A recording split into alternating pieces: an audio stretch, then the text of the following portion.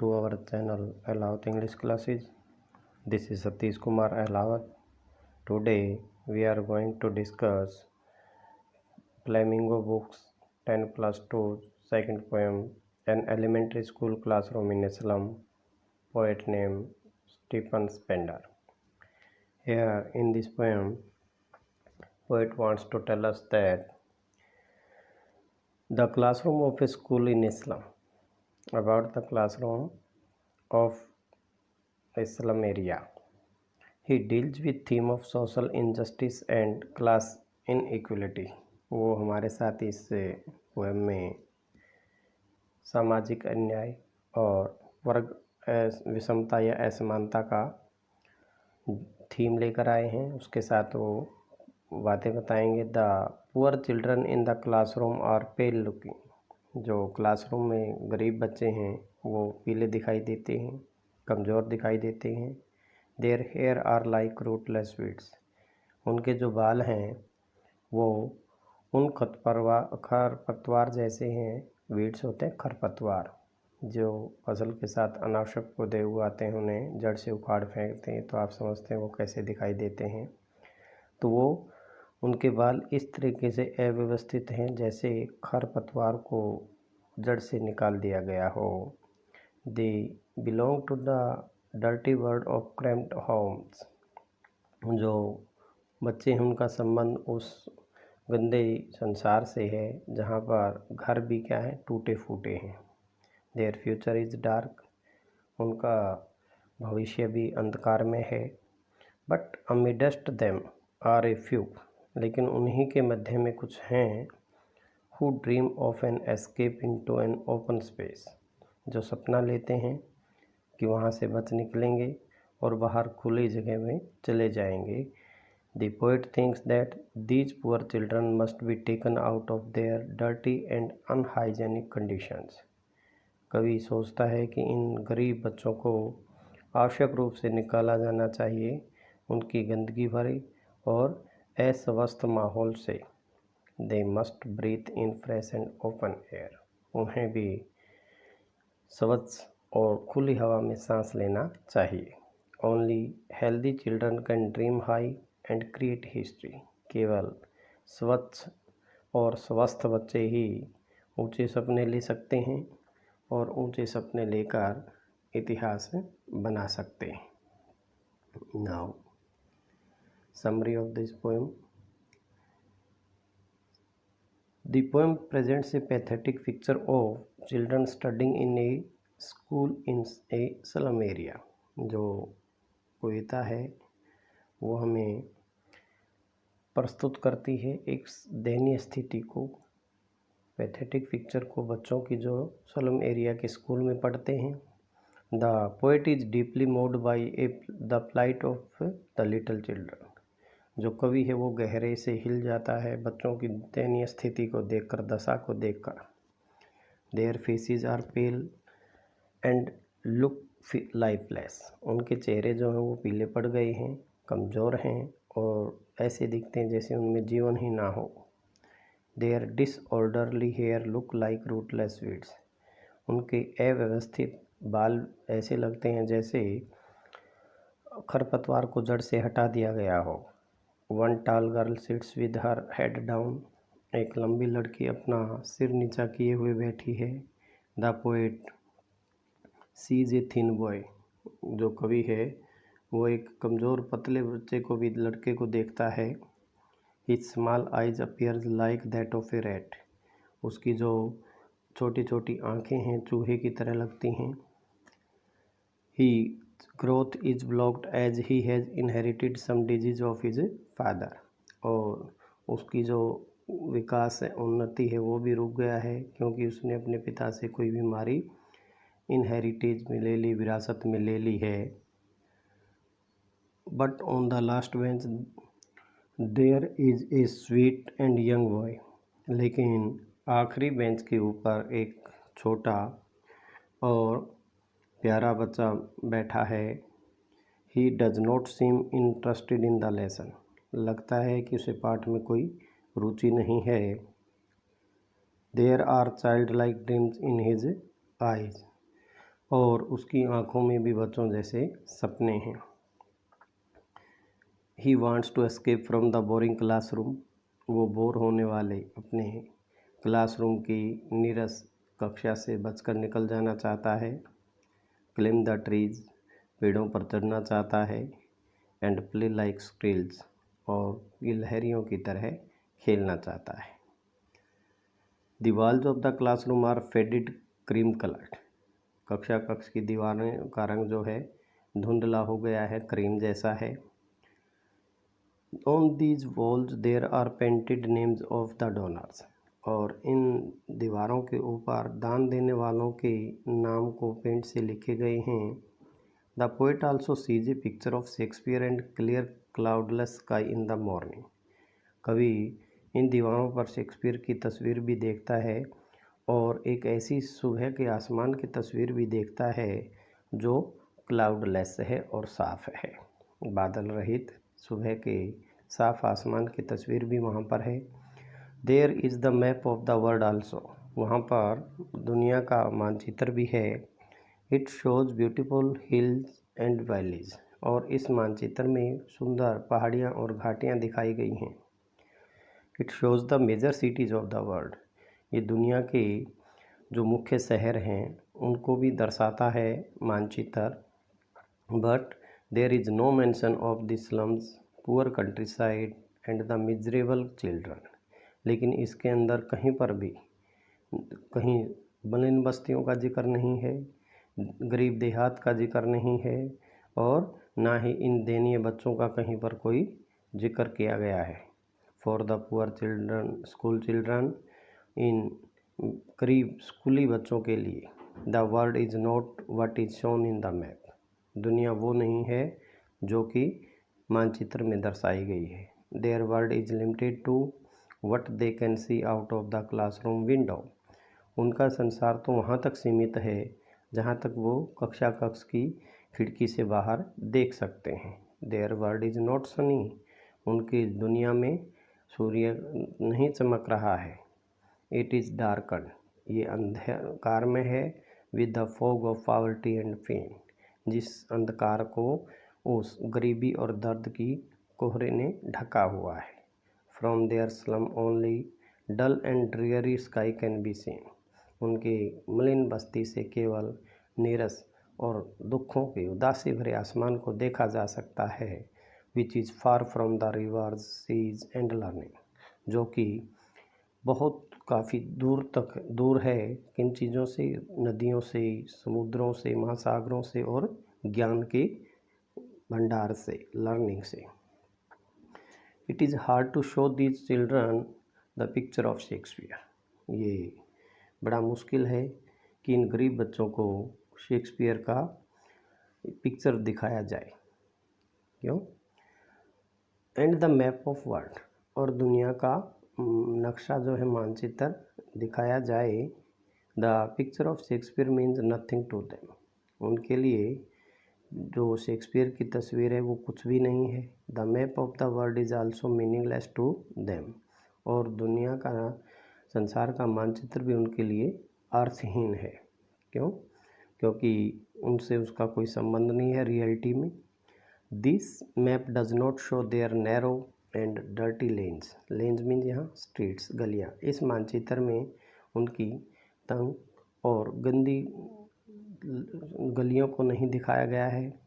The world of the rich and the powerful land has many beautiful things like ships, sunshine and love.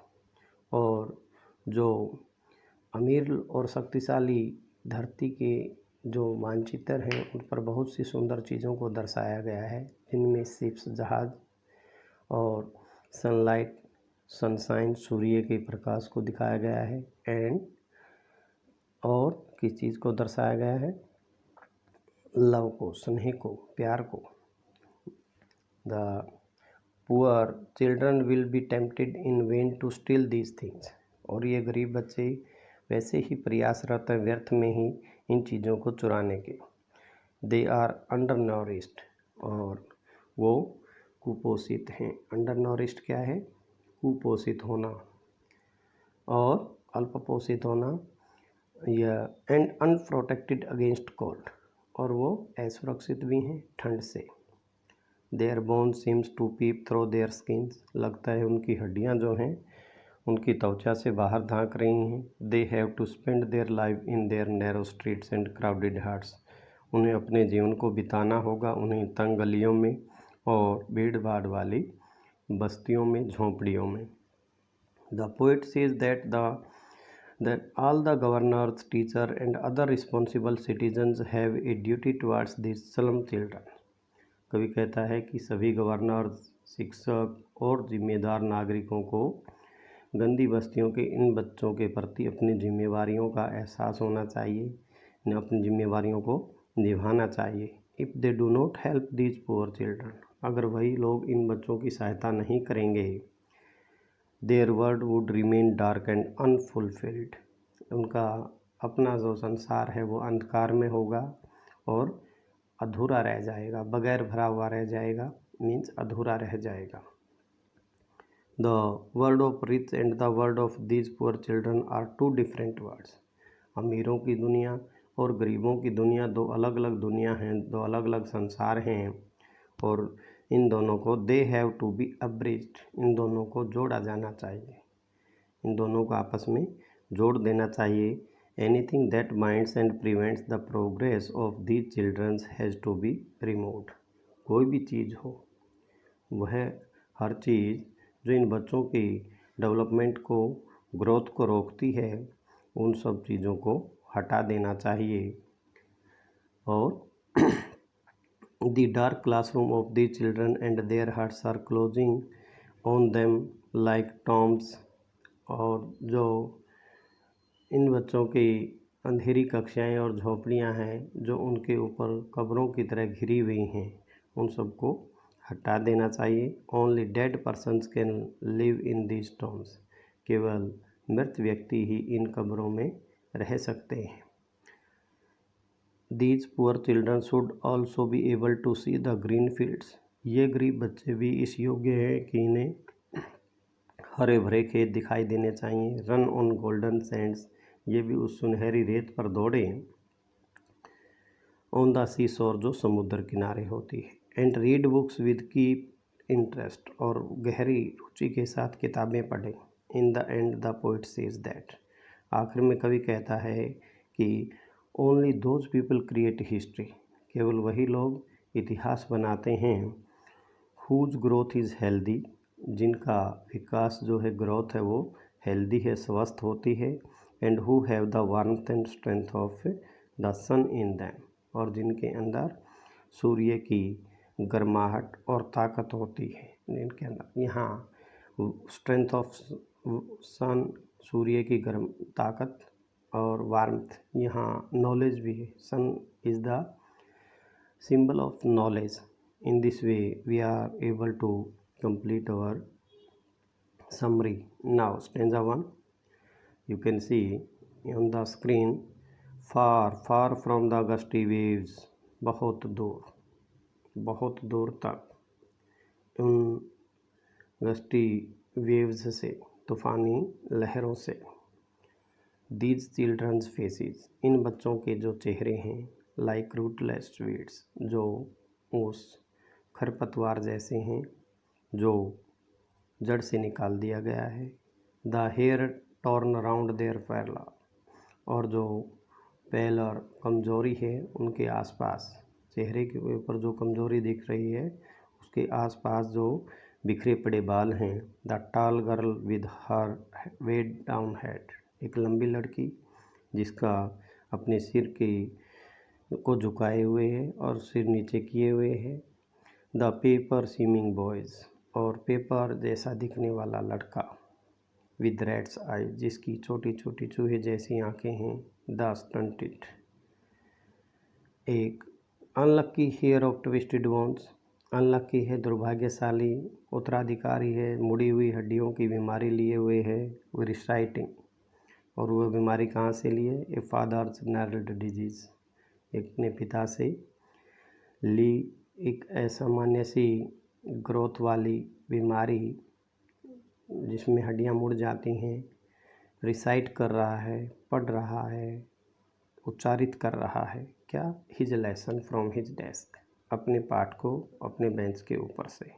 Eight back of the dim class, और उसी कक्षा के पीछे के हिस्से में जहाँ प्रकाश बहुत धुंधला है, डिम है।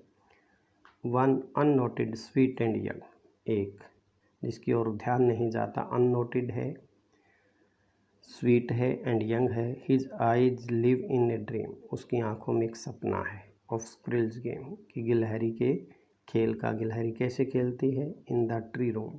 ट्री रूम क्या होता है? पेड़ में जो पक्षी जगह बना लेते हैं, पेड़ की खोखर कह सकते हैं आप इसको, खोखर में। अदर देन दिस, इनके अलावा वहाँ एक बच्चा ऐसा भी है जिसकी आंखों में गिलहरी का, वृक्ष का और खेलने का सपना है। तो ये सारी चीज़ें आपको फार फार फार फ्रॉम, पहले 3 वर्ड्स सेम अल्फ़ाबेट F से शुरू हो रहे हैं। ये होता है पोएट का ऐसे शब्दों का चयन जो आपको एक लय जैसा दे, रिपीटेशन हो, रेजोनेंस हो। तो ये लाइक आया है मेटाफर के लिए, एज सिमिली के लिए, तो आपको ध्यान होना चाहिए इन चीज़ों के लिए। Now question answer of this stanza. Most famous question, name the poem and the poet. The name of the poem is An Elementary School Classroom in a Slum. The name of the poet is Stephen Spender. Who is unlucky here? यहाँ पर unlucky कौन है? The thin boy is the unlucky here, or the boy whose body is stunted, twisted bones is unlucky here. What will he inherit? उसने किस चीज़ को inherit, विरासत में लिया है, वंशानुक्रम में लिया है? He will inherit disease, उसने बीमारी को इनहेरिट किया है। Who is sitting at the back of the dim class? Dim class के आखिर में कौन बैठा हुआ है? बैक में, पीछे। A sweet and young boy, who को रिप्लेस कर दिया, A sweet and young boy, बाकी is sitting at the back of the dim class आपके क्वेश्चन में ही दिया हुआ है। What does the child want to enjoy? बच्चा क्या चीज़ का आनंद लेना चाहता है? तो आप बता सकते हैं, लास्ट लाइन में दिया था, the child wants to enjoy a squirrel's game in the tree room, कि गिलहरी के खेल को जो पेड़ में बनी खोकर से कभी बाहर आते, कभी अंदर जाते, कभी ऊपर चढ़ते, कभी नीचे आ जाते, उस खेल का आनंद लेना चाहता है। नाउ कभी कभी MCQ क्वेश्चंस भी पूछ लिए जाते हैं, तो उसमें फर्स्ट जो हमारा क्या है, द नेम द पोएम, और आपको पोएम का नाम जैसा कि अभी आया है फार फार वर्ड से आप कर सकते हैं। एन एलिमेंट्री स्कूल क्लासरूम, जो कि थर्ड ऑप्शन है सी, जो कि हमारा थर्ड ऑप्शन सी है, name of the poem. Who is the poet? अब पोएट का नाम बताना है तो स्टीफन स्पेंडर हो जाएगा हमारा। थर्ड जो हमारा, who does the poet call the boy the paper swimming boy, और किस को कवि ने लड़के को पेपर स्विमिंग बॉय कहा है? तो ही इज़ वेरी थिन, जो हमारा थर्ड का पहला ही ऑप्शन है, he is very thin. How are the faces of the children in the class? Class के अंदर बच्चों के चेहरे कैसे थे? पेल एंड लाइफलेस, जो हमारा सी ऑप्शन है। How is the boy sitting at the end of the class, और एंड ऑफ द क्लास में बच्चा कैसा बच्चा बैठा हुआ है? स्वीट एंड यंग, जो फर्स्ट ही ऑप्शन हमारा आता है। तो इस प्रकार हमने हमारे MCQs जो आ सकते हैं, हमें उनकी भी तैयारी रखनी